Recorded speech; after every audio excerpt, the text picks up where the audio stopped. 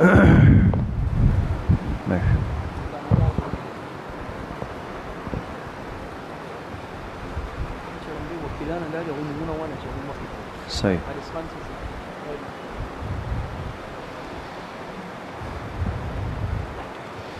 یہ دونوں حضرات کے جو وکیل حضرات ہیں یہ خالد خان کے نعیم داد آپ ہیں؟ اچھا. حارث خان کے وکیل ہے سلطان زیب آپ ہیں؟ مہر اس کو دیں مہر یہ 4 تولہ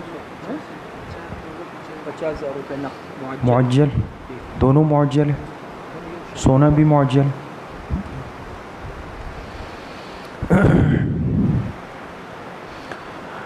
الحمد لله نحمده ونستعينه ونستغفره ونؤمن به ونتوكل عليه ونعوذ بالله من شرور أنفسنا ومن سيئات أعمالنا من يهده الله فلا مضل له ومن يضلل فلا هادي له ونشهد أن لا إله إلا الله وحده لا شريك له ونشهد أن سيدنا وسندنا ونبينا ومولانا محمدا عبده ورسوله صلى الله تعالى عليه وعلى آله وأصحابه أجمعين.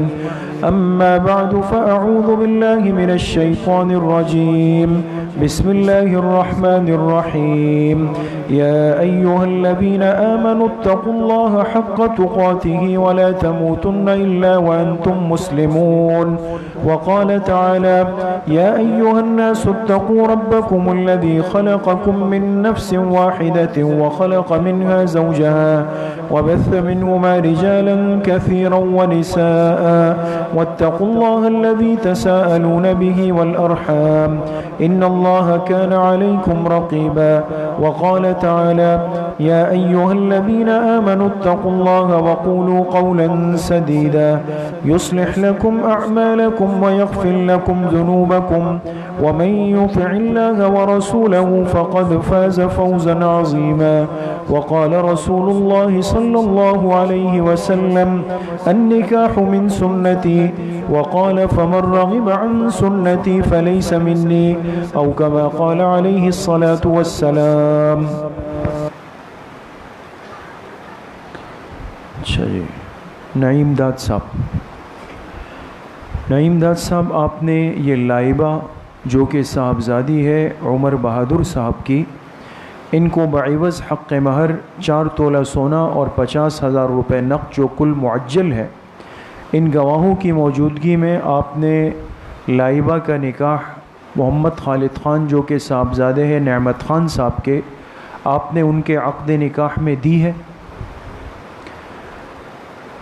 محمد خالد خان صاحب آپ نے یہ لائبہ جو کہ صاحبزادی ہے عمر بہادر صاحب کی، ان کو بعوض حق مہر 4 تولہ سونا اور 50,000 روپے نقد جو معجل ہے، ان گواہوں کی موجودگی میں آپ نے لائبہ کو اپنے عقد نکاح میں قبول کیا ہے.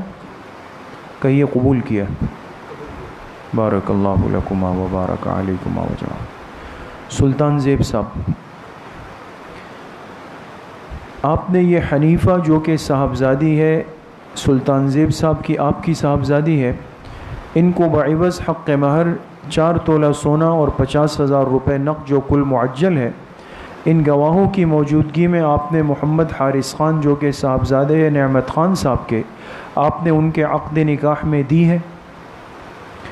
محمد حارث خان صاحب آپ نے یہ حنیفہ جو کہ صاحبزادی ہے سلطان زیب صاحب کی، ان کو بعوض حق مہر 4 تولہ سونا اور 50,000 روپے نقد جو کل معجل ہے، ان گواہوں کی موجودگی میں آپ نے حنیفہ کو اپنے عقد نکاح میں قبول کیا ہے. بارک اللہ لکما و بارک علیکما و جمع.